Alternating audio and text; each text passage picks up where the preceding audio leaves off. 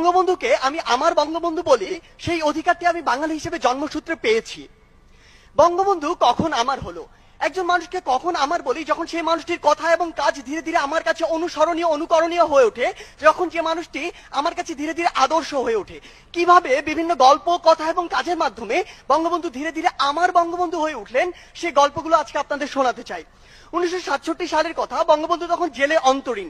বঙ্গবন্ধুর সাথে দেখা করতে গিয়েছেন তার পরিবার, সাথে ছিল 2 বছর বয়সের শেখ রাসেল। শেখ রাসেল বঙ্গবন্ধুকে বলল, বাবা বাড়ি চলো। বঙ্গবন্ধু বলল, তুমি তোমার মায়ের বাড়িতে যাও, আমি এখানে থাকি, আমাকে মাঝে মাঝে দেখতে এসো। এরপরে কারাগারে রোজ নামছে। বঙ্গবন্ধু বলেছিলেন, আমাদেরও খারাপ লাগে, আমাদেরও কষ্ট হয়, কারণ শত হলো আমরা মানুষ, শত হলো আমি ওর জন্মদাতা পিতা। বঙ্গমাতা একবার আফসোস করে বলেছিলেন, মানুষটাকে আর কত অত্যাচার করবে, জেল থেকে বের করে জেল গেটে এনে আবার অন্য একটি মামলায় জেলে ভরে দেওয়া হয়। 54 যুক্তফ্রন্টে নির্বাচনের কথা। বঙ্গবন্ধু গোপালগঞ্জের রাস্তা দিয়ে হেঁটে যাবেন শুনে এক বৃদ্ধা ঘন্টার পর ঘন্টা সেই রাস্তায় দাঁড়িয়ে রইলেন।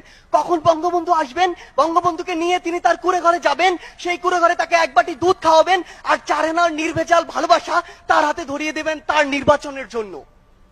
1972 সালের 8 জানুয়ারির কথা। বঙ্গবন্ধু তখন লন্ডনে। ব্রিটিশ প্রধানমন্ত্রী এডওয়ার্ড হিথ তার রাষ্ট্রীয় সফর সংক্ষিপ্ত করে লন্ডনে ফিরে এসেছেন। বিকেল 5টায় 10 নম্বর ডাউনিং স্ট্রিটে বঙ্গবন্ধুর সাথে বৈঠক শেষে বঙ্গবন্ধু যখন তার গাড়িতে উঠবেন, ব্রিটিশ প্রধানমন্ত্রী নিজে সে গাড়ির দরজা খুলে দিলেন। প্রথার বিরুদ্ধে তিনি কেন এই কাজ করলেন, সাংবাদিকদের প্রশ্নে তিনি উত্তরে বলেছিলেন, আমি জানি আমি কাকে সম্মান জানিয়েছি, আমি জানি কাকে কতটুকু সম্মান জানাতে হয়। তিনি কোনো সাধারণ মানুষ নন, তিনি একটি জাতিকে মুক্তিদাতা, এক মহান বীর। তাকে সম্মান জানাতে পেরে বরং আমরা সম্মানিত।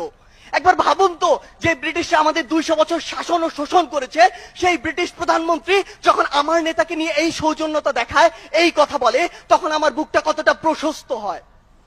আমার বঙ্গবন্ধু আমাকে শেখায় ন্যায্যতা, ধর্মনিরপেক্ষতা, আপোষহীনতা আর সাহসিকতা। তিনি বলেছিলেন, যদি কেউ ন্যায্য কথা বলে আর সংখ্যায় যদি সে একজন হয়, আমরা তার কথা মেনে নেব। আমার বঙ্গবন্ধু বলেছিলেন, এই বাংলাদেশ হবে ধর্মনিরপেক্ষ দেশ, যেখানে ধর্ম নিয়ে কোনো ব্যবসা করা চলবে না। আমার বঙ্গবন্ধু মুচলেখা দিয়ে নিজের ছাত্রত্ব ফিরিয়ে নেননি, অন্যায়ের সাথে আপোষ করেননি। আমার বঙ্গবন্ধু দেখিয়েছেন কিভাবে নারীকে সম্মান করতে হয়। তিনি বলেছিলেন, এই স্বাধীন বাংলায় যত বীরঙ্গনা রয়েছে, তার বাবার নামের পাশে আমার নাম লিখে দিও, আর ঠিকানা দিও ধানমন্ডি 32। আমার বঙ্গবন্ধু আমাকে শেখায় কিভাবে বিচক্ষণ আর দূরদর্শী হতে হয়। 1968 সালে একটি সাক্ষাৎকারে তিনি বলেছিলেন, আওয়ামী লীগ দৃঢ়ভাবে সমাজতন্ত্র বিশ্বাসী।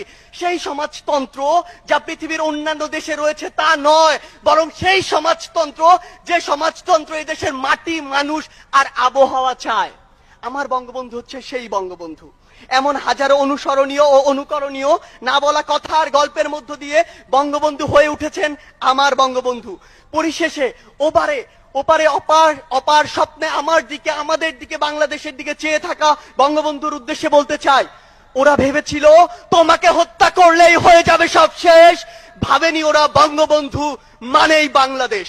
হ্যাঁ, আমার বঙ্গবন্ধু মানে বাংলাদেশ। ধন্যবাদ সবাইকে।